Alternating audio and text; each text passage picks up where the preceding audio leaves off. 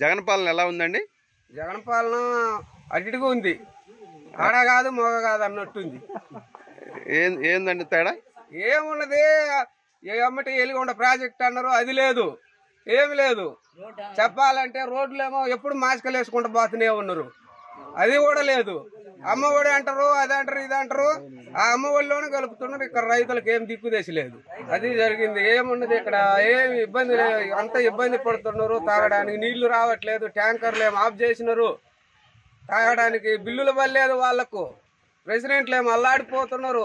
ఒక నాయకులు లేడు, కాంట్రాక్టర్లను ఆఫ్ చేసిర్రు, వాళ్ళు ఏడుతున్నారు. వాలంటీర్లతో పని గడుపుతున్నారు. అది జరిగింది. ఇంకేముంది ఆయన పాలన, ఎవడికి తెలియని పాలన. మాకు జగన్ పాలన అయితే ఏమంత నచ్చలేదండి. పరిపాలన బాగలేదు. ఏ విధంగా అంటే ఇప్పుడు చంద్రబాబు నాయుడు టైంలో ఎస్సీ కార్పొరేషన్లు, డ్రిప్పు సబ్సిడీ, పైపుల సబ్సిడీ, పంపుల సబ్సిడీ రైతులకు కూడా ఇవన్నీ బాగా ఇచ్చారండి.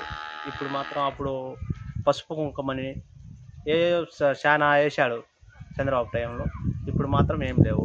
నాకు వాలంటీర్లు నచ్చలే, సచివాలయం నచ్చలే. 18,000 డబ్బులు, 45 ఏళ్ళ వయసు అమ్మాయికి నచ్చలే. దేనివల్ల పని చేసుకోవచ్చుగా అమ్మాయి, పనిచేసే అమ్మాయికి 18,000 ఏంది? మొన్న ఏదైనా ముసలాళ్ళు ముత్తకోళ్ళకి ఇవ్వాలి కానీ పనిచేసే అమ్మాయికి 18,000 ఏంది? మరి మొగుడు ఉంటేనే మొగుడు లేనని చెప్పే అమ్మాయి కూడా నాకు నచ్చలే. ఏమని ఇప్పుడు 3 సంవత్సరాలు అయింది, అసలు నీళ్ళు రాలే, కాలాలను అన్నీ వస్తాయి, ఏది లేదు, అంతా తాగా నీళ్ళు లేవు, జనాలు అల్లాడిపోతారు. ఏమి లేవు, డిప్పు లేదు, పట్ట పైపులు లేవు, ఇది వాటర్ పాయింట్ లేదు, మళ్ళీ ఎలుగుండి పాయింట్ లేదు, ఏమి లేదు. మళ్ళీ ఇప్పుడు పౌసుపేర గన్ను పంపులు లేవు, పౌసుపేరు లేవు, ఏమి లేవు. నీళ్ళ కల్లాడిపోతారు. అమృతలు నీళ్ళు ఇప్పుడున్న 3 రోజులు వస్తే ఈ జాకెట్ తాగుతారు. ముఖ్యమంత్రి వైఎస్ జగన్మోహన్ రెడ్డి పరిపాలనపై మీ అభిప్రాయం ఏంది? రాష్ట్రంలో ప్రభుత్వాన్ని సంక్షేమ పరిపాలన తీసుకొస్తానన్న ఎన్నికల్లో ముందుకు వచ్చినటువంటి జగన్మోహన్ రెడ్డి గారు అధికారంలోకి వచ్చిన తర్వాత సంక్షేమాన్ని పూర్తిగా సంక్షోభంలో ముంచినటువంటి పరిస్థితి ఉంది. మొత్తం రాష్ట్ర బడ్జెట్ కానీ, వస్తున్నటువంటి వనరులు కానీ ఈ రాష్ట్రంలో సంక్షేమ పథకాలకు మళ్లించడం అనే వైపు నుంచి కాకుండా మొత్తం తన ప్రభుత్వానికి వైఎస్ఆర్ పార్టీ అభివృద్ధి కోసం ఆ రకంగా తన వ్యక్తిగత ఫోకస్ కోసం వినియోగిస్తున్న పరిస్థితి ఉంది. సంక్షేమానికి పూర్తి స్థాయిలో తూట్లు పొడిచారు. సంక్షేమ పథకాలన్నింటినీ కూడా పక్కన పెట్టారు. ప్రధానంగా ఎస్సీ, ఎస్టీ, బీసీ, మైనార్టీలకు సంబంధించినటువంటి అనేక సంక్షేమ పథకాలు ఈరోజు అమలు జరుగుతున్న పరిస్థితి లేదు. సప్లాన్ లాంటి ప్రధానమైనటువంటి గ్రాంటు, దళితుల అభివృద్ధికి కేటాయించేటువంటి సప్లాన్ గ్రాంట్ ఈరోజు లేదు. ఎస్సీ, ఎస్టీ స్కాలర్షిప్ కానీ, అదేవిధంగా ఎస్సీ, ఎస్టీలకు సంబంధించినటువంటి రుణాలకు సంబంధించిన విషయాలు కానీ ఈరోజు ప్రభుత్వం ఏమాత్రం అక్కడికి ముందుకు వేసినటువంటి పరిస్థితి లేదు. కేవలం నా పాలన అంటే జగన్ ముద్ర అనేటువంటిది ఒకటి వేయించుకోవడం కోసం ఈ రాష్ట్ర ఖజానాను దుర్వినియోగం చేస్తున్న పరిస్థితి మన కళ్ళ ముందు చూస్తున్నాం. రాష్ట్రంలో జగన్ మీద అభిప్రాయం అంటే ప్రజల్లో అనేక అభిప్రాయాలు కలుగుతాయి. ఎన్నడూ లేని ముఖ్యమంత్రిగా యువ వయసులోనే గద్దెనికి ముఖ్యమంత్రి అనేది ఒక పేరు ఉంది. తర్వాత ఏలిన తర్వాత ఇటువంటి ముఖ్యమంత్రిగా మనం ఎన్నుకున్నది అనే మాట కూడా వచ్చింది. అది రావడంలో కూడా కొన్ని సందర్భాలు ఏంటంటే సంక్షేమ ఫలాలు పేరు పెట్టి జనాన్ని ఆకర్షించుకునే ప్రయత్నం చేస్తున్నాడు. కానీ వాళ్ళకి కావాల్సింది డబ్బు కాదు, అభివృద్ధి, ఉద్యోగం అంటే పని కల్పించి వాళ్ళ పని మీద వాళ్ళ శ్రద్ధకు చూపించి వాళ్ళకి చేతపరిచారు ఇస్తున్నట్టు. ఆ ఇచ్చిన డబ్బును కూడా మద్యపాన నిషేధం పేరుతోటి ఎన్నడూ లేని ఎక్కడా లేని బ్రాండ్లు బయట పెట్టి దాని ద్వారా తీసుకెళ్తున్నాడు.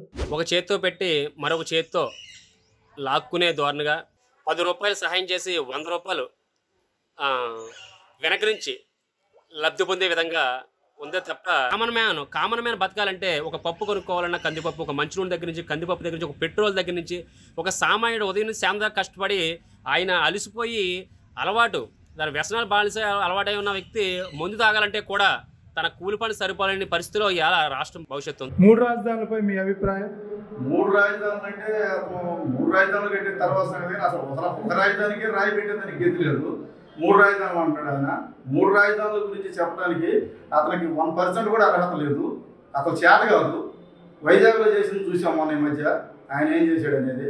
అందువల్ల ఈయన రాజధానుల గురించి చెప్పేదానికంటే ఆయన పని ఏదన్నా ఉండి జాగ్రత్త చేసుకుంటే ఇప్పటి నుంచి అన్నా ఒక రకంగా జరిగిపోయేదానికి అవకాశం ఉంటుంది. కానీ అనవసరమైన మాటలు చెప్పుకొని టైం వేస్ట్ చేసుకోవడం అనేది నా ఉద్దేశం. ఈ ఆంధ్ర రాష్ట్రంలో రాజధానులు 3 రాజధానులు అనేది ఎంత దారుణమైనటువంటి పరిస్థితి అంటే ఇది కేవలం 3 ప్రదేశాల మధ్య తగాదాలు పెట్టడానికి మాత్రమే ఈ 3 రాజధానుల అంశం అనేది ఉపయోగపడుతుంది. ఇప్పుడు మనం అమరావతి రాజధానిగా కొనసాగుతున్న క్రమంలో అమరావతిని రాజధాని చేసుకుని ఇప్పుడిప్పుడే కొత్త రాజధానిగా అవతరిస్తున్న సమయంలో ఇట్లా పూర్తి డెవలప్మెంట్ అనేది లేకుండా 3 రాజధానులు పెట్టడం ద్వారా ఏ ప్రదేశంలో కూడా రాజధాని డెవలప్మెంట్ అనేది లేక అసలు ఈ రాష్ట్రంలో భారతదేశంలో రాజధాని లేని రాష్ట్రం ఏదైనా ఉంది అంటే అది కేవలం ఆంధ్రప్రదేశ్ మాత్రమే అని చెప్పుకోవడానికి అవకాశం ఉంది. 3 రాజధానులు పరిపాలన అది చాలా దారుణమైన విధానం. ఇప్పుడు అమరావతి ఇటు కడప కర్నూలు కానీ అటు వైజాగ్ కానీ సెంటర్ పాయింట్ అన్నమాట. గతంలో ఉన్నటువంటి ప్రభుత్వం తీసుకున్న నిర్ణయం అమరావతి రాజధాని కరెక్ట్. 3 రాజధానుల పరిపాలన మంచిది కాదు. 3 రాజధానులు అది మరీ అసలు దరిద్రమైన చర్య. అసలు 3 రాజధానులు లేదు, ఒక్క రాజధాని కట్టలేని పరిస్థితుల్లో 3 రాజధానులు లేదు. అదేదో మనకి ఇక్కడ దగ్గరలో ఉన్న విజయవాడ అమరావతి అయితే మనకు సెంటర్ పాయింట్ గా ఉంటుంది. వైజాగ్ లో తీసుకెళ్లి పెడితే రేపు మనం రెవెన్యూ పరంగా ఏదన్నా సమస్య వెళ్ళాలనుకుంటే వైజాగ్కి వెళ్ళాల్సిన 2 రోజులు పడుతుంది. అలాంటిది పరిపాలన చేత కానీ ఒక కనీసం ఏదైనా అభివృద్ధి చేయాల్సిందే కానీ 3 రాజధానులు పెట్టలేదు. ఒక సెంటర్ రాజధాని అన్ని జిల్లాలకు కలిపి సెంటర్ లో పెట్టారు. అది కరెక్ట్ అయిన రాజధాని. అది మంచి పరిపాలన. 3 రాజధానులు అసలు దేనికి పనికి వస్తుంది? 3 రాజధానుల మీద మీ అభిప్రాయం? అసలు ఒక రాజధాని లేదు, మళ్ళీ 3 రాజధానులు ఎక్కడి నుంచి ఎలా? అసలు 3 రాజధానులకు ఎలా, ఎక్కడి నుంచి, ఏమి సోర్స్ ఏది? అసలు ఎలా డబ్బు ఎక్కడి నుంచి తీసుకొస్తారు? ఈ భూమి రీసర్వే అని పెట్టేసి జనాల ఆస్తులన్నీ తీసుకెళ్ళి ఏ రాష్ట్రానికి మళ్ళీ తాకట్టు కూడా తెలుసుకున్నాం. ఆల్రెడీ తిరుమల తిరుపతి దేవస్థానం బంగారం మొత్తం తీసుకెళ్ళి మద్రాసు SBIలో పెట్టారు. అక్కడి నుంచి 1000 కోట్లు అప్పు తెచ్చాడు. ఈ భూమి రీసర్వే అని చెప్పేసి మొదలుపెట్టి ఈ భూమిని తీసుకెళ్ళి ఏ రాష్ట్రానికి తాకట్టు పెడదాం అనుకున్నాం. అలా చేసి నిర్మిద్దాం అనుకున్నాం రాజధాని. 3 రాజధాని మీద అభిప్రాయం చెప్పాలంటే కుటుంబం గురించి చెప్పాలి. ఫస్ట్ కుటుంబంలో ఒక బిడ్డను సాకే స్తోమత లేని తండ్రికి 3 బిడ్డలు కానీ హక్కు ఉందా? 3 బిడ్డలను సాకగలడా? యోగక్షేమాలు చూడగలడా? ఇది కూడా అలాంటిదే పరిస్థితి. ఒక బిడ్డనే సముదాయించే స్థితిలో లేనప్పుడు 3 బిడ్డల గురించి ఏం మాట్లాడతాం అసలు? అదండి నా అభిప్రాయం. 3 రాజధానులు అంటే ఇవి జరిగే పనులు కాదు కదండి. ఇప్పుడు 3 రాజధానులు అంటే ఇక్కడ ఒక సంతకం పెడతారు, అక్కడికి వెళ్ళి ఇంకోటి చేపియాలా, మళ్ళీ అక్కడి నుంచి వచ్చి ఇంకోటి చేపియాలా. ఈ 3 రాష్ట్రాలు తిరగాలంటే ఎప్పుడుగా ఎవరికైనా అది రాష్ట్రాల్లో ఉన్న రాజధాని ఒకటే లేదు. 3 రాజధానులు చేసుకొచ్చారు. ఉన్న రాజధాని ఏదన్నా ఉన్నాయని అది ఏదో డెవలప్ అయ్యేది జరుగుతుంది. దానివల్ల లేక బయట వలస 3 రాజధానులు అంటే ఎక్కడో విశాఖపట్నంలో పెడితే మన కాడకు ఎంతో దూరం మనం పోయేది కాదు, అయ్యేది కాదు. ఏదో మధ్యవర్తి ఉంది కాబట్టి రాజధాని మనకు అమరావతి బాగుంటుందని మా అభిప్రాయం. 3 రాజధానులు అంటుంటారు కానీ అది 3 రాజధానులు ఎందుకండి? ఒకటే ఉండాలి కదా. ఎక్కడైనా ఎవరు బట్టినా ఒకటే ఉండాలంటారు. ప్రతి చోట ఉన్నది ఒకటే. 3 ఏం చేసి కావటానికి ఒకటే 3 రాజధానులు అన్నారు. ఒక రాజధాని కాలేదు. కాలం అన్నారు 3వ నెలన.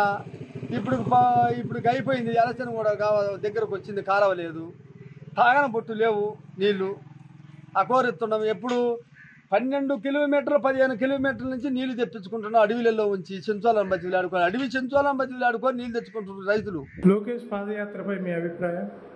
మా యువ నాయకుడు లోకేష్ బాబు ఈ రాష్ట్రానికి దిశానిర్దేశం చేసేదానికోసం, ప్రజలకు చేరువయ్యే దానికోసం ప్రజా సమస్యలు రాష్ట్రంలో ఎన్నైతే ఉన్నాయో ఆ ప్రజా సమస్యలు ప్రజలకు తెలియపరిచి, ప్రజలను చైతన్యపరిచి ఈ రాష్ట్రం బాగుపడాలని పాదయాత్ర ద్వారా ఏదైతే ప్రజల దగ్గర సమస్యలు ఉన్నాయో ఆ సమస్యలు తెలుసుకుంటూ, ఆ బాధల్ని, ఆ ప్రజల్ని కలుసుకుంటూ వాళ్ళ యొక్క సమస్యలను దృష్టిలో ఉంచుకొని రాబోయే ప్రభుత్వం తెలుగుదేశం ప్రభుత్వమే కాబట్టి ఆ ప్రభుత్వం ఏ విధంగా ముందుకు పోవాలా నెంబర్ 1గా ఉంది.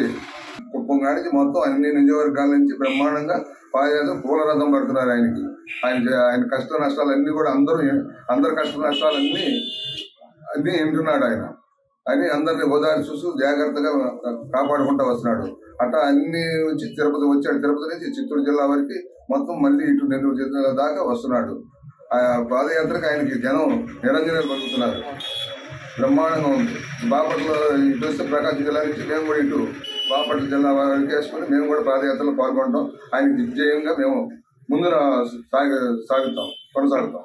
ప్రతిపక్షాల పాదయాత్రలను ప్రభుత్వం అడ్డుకోవడంపై మీ నిర్ణయం ఏమిటి? మన భారతదేశంలో ప్రజాస్వామ్యం దేశం కాబట్టి ఎవరు ఎక్కడి నుంచైనా పాదయాత్రలు చేయొచ్చు. అలాగే వైఎస్ రాజశేఖర రెడ్డి గారు పాదయాత్ర చేశారు, చంద్రబాబు గారు పాదయాత్ర చేశారు, జగన్మోహన్ రెడ్డి గారు పాదయాత్ర చేశారు. వారికి ఎలాంటి ఆటంకాలు లేకుండా పాదయాత్రను సపోర్ట్ చేసిన ప్రభుత్వాలు ఈరోజు ద్వంద్వ వైఖరితో ఈ పాదయాత్రను అడ్డుకోవటం ఏ రకంగా సమంజసం కాదు. ఇలాంటి ముందు ఇలాంటి చర్యలు చేయడం కూడా మంచి పద్ధతి కాదు. మరి నిరంకుశ పాలన, రాక్షస పాలన, ఇలాంటి పాలనలో ఎప్పుడు నాకు 62 ఏళ్ళు వచ్చినాయి. ఇంతవరకు నేను ఇన్ని ప్రభుత్వాలు ఇంతమంది ముఖ్యమంత్రులు చూశాను. ఇలాంటి ముఖ్యమంత్రులు నేను ఏడ చూడలేదు, ఇలాంటి మంత్రులు ఏడ చూడలేదు, ఇలాంటి ఎమ్మెల్యేలు నేను ఏడ చూడలేదు. ఎందుకంటే నేనేం చెప్పగలను? చూస్తున్నాం, కలర్ టీవీలో చూస్తున్నాం, పేపర్లో చూస్తున్నాం. ఈ దోపిడీలు, అరాచకాలు అన్ని దోపిడీలేగా, భూ కబ్జాలేగా అన్ని జిల్లాల్లో అందరూ అట్టనే నడుస్తున్నారు. ఒకళ్ళు చూసి ఒకళ్ళు అందరూ నడుచుకున్నారుగా. ఇలాంటి పాపం ఎప్పుడు ఏనాడూ లేదు. 3 రాజధానులపై మీ అభిప్రాయం ఏమిటి? 3 రాజధానుల మీద రాష్ట్ర ప్రభుత్వం చాలా కఠినమైన నిర్ణయం తీసుకుందని నా అభిప్రాయం. ఎందుకంటే విశాఖపట్నం కార్యనిర్వాహక రాజధాని అంటున్నారు, కానీ ప్రతి వాళ్ళు విశాఖపట్నం వెళ్ళాలంటే రాయలసీమ దగ్గర నుంచి ఈ కోస్తా తీర ప్రాంతాలు అన్నీ కూడా వెళ్ళాలంటే చాలా దూరం. అమరావతి రాజధానిగా ఉండటమే మంచిది. ఎందుకంటే వాళ్ళకి వీళ్ళకి మిడిల్లో ఉంటుంది, మధ్యస్థంగా చక్కగా అందరూ కూడా ప్రయాణం కూడా ఈజీగా అవుతుంది. ఇంకో విధంగా చెప్పాలంటే అక్కడ అభివృద్ధి అంటారు, మరి ఆ ప్రాంతం అభివృద్ధి చెందితే మిగతా ప్రాంతాల పరిస్థితి ఏంటి? రాయలసీమ చాలా వెనుకొండ ప్రాంతం అని బ్రిటిష్ వాళ్ళ కాలం నుంచి ఉంది. మరి అక్కడ రాజధాని అయితే, విశాఖపట్నం రాజధాని అయితే రాయలసీమ ఎలా అభివృద్ధి చెందుతుందో చెప్పాలి. ఒక హైకోర్టు పెడితే అభివృద్ధి చెందుద్ది అంటారు. ఎలా హైకోర్టు పెడితే ఆ ప్రాంతం అభివృద్ధి చెందుతుందో ఇంతవరకు స్పష్టమైనటువంటి ఏ విషయం కూడా చెప్పట్లా. అభివృద్ధి చెందుద్ది అంటున్నారు అంతే. అలాగే ఈ ప్రాంతం అసెంబ్లీ పెడితే ఎమ్మెల్యేలు అందరూ గ్యాదర్ అయ్యి శాసనాల మీద ఒక నిర్ణయం చేయడం జరుగుతుంది, కానీ ఏ విధంగా అసెంబ్లీ పెడితే ఇక్కడ అభివృద్ధి చెందుతుందో చెప్పాలి. కాబట్టి అభివృద్ధి చెందడానికి 3 రాజధానులు ఉపయోగపడతాయి అనేది మాత్రం నిజంగా చెప్పాలంటే మా సామాన్య ప్రభుత్వాలందరికీ ఏదో మసిపూసి మారేడిగా చేస్తున్నట్టుగా చేస్తుంది. కానీ రాష్ట్ర ప్రభుత్వం ఖచ్చితంగా 3 రాజధానులు పథకం అనేది చాలా ఘోరమైనటువంటి పథకం. అది నా అభిప్రాయం. అమరావతి అయితే మనకి బాగుండిద్దని, ఇది మన బాపట్ల డెవలప్ అయింది. ఇంతకుముందు డెవలప్మెంట్ ఇప్పుడు లేదు. కాలువలు చూడండి ఒకసారి, చండాలంగా మురి గబ్బు కొడుతుంది. ఇంతకుముందైనా కాలువలు వచ్చి శుభ్రం చేసేవాళ్ళు. అసలు ఆ కాలువ కూడా శుభ్రం చేయట్లా. దసరా వచ్చినప్పుడు మనం దసరా మామూలుగా వచ్చి 2 రోజులు కాలువలు శుభ్రం చేసి వెళ్ళిపోతున్నాడు. అదేందంటే లేదు, వారింటినాడు, ఆ వారిని అడిగితే ఇంకొన్నాడు అంటుంది. చండాలంగా ఉంది ప్రభుత్వం మాత్రం. 3 రాజధానులపై మీ అభిప్రాయం? ప్రతి రాష్ట్రానికి దేశవ్యాప్తంగా చూసినట్లయితే, ఇప్పటి వరకు అయితే దేశవ్యాప్తంగా చూసినట్లయితే ప్రతి రాష్ట్రానికి ఒక రాజధాని ఉంది. మనం ప్రస్తుతానికి చాలా వరకు రాజధాని ఏది అని చెప్పుకోవడానికి ఒక రాజధాని అంటే లేకుండా పోయింది.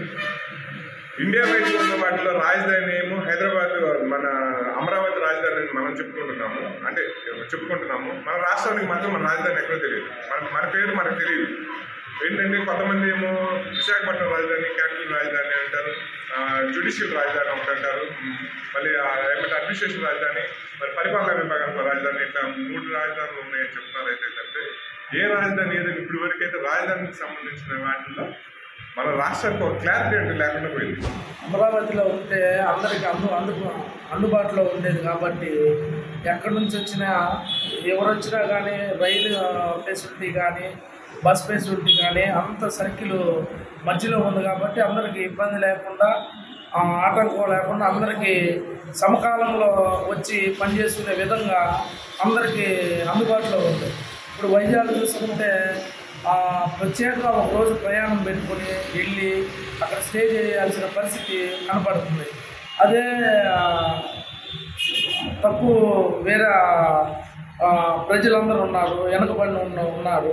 అదే అందుబాటులో ఇక్కడ ఉన్న వాళ్ళని ప్రతి ఒక్కరు వెళ్తారు. అక్కడికి వెళ్ళి స్టే చేసి వాళ్ళ సమస్యలు పరిష్కారం చేసుకుని వచ్చే విధి విధానాలు చాలా తక్కువగా ఉన్నాయి. కాబట్టి ఏదైనా మనకు అందుబాటులో ఉంటేనే చాలా బాగుంటుందని నా అభిప్రాయం. 3 రాజధానులు ఒక్క రాజధానికి గతి లేదు కానీ 3 రాజధానులు ఏం కడతాడు ఆయన? కట్టి 3 రాజధానులు అంటే ఏ 3 రాజధాని ఒక్కదానికి గతి లేదు కానీ 3 ఏళ్ళు కట్టాడు. శ్రీకృష్ణ కమిటీ కూడా అమరావతి అని చెప్పింది. ఈయన మధ్యలో వచ్చి ఈరోజు ఒక ఎమ్మెల్యే ఒక ముఖ్యమంత్రి ఈరోజు 3 రాజధానులు అంటే ఎక్కడైనా 3 రాజధానులు ఉన్నాయా ఇండియాలో?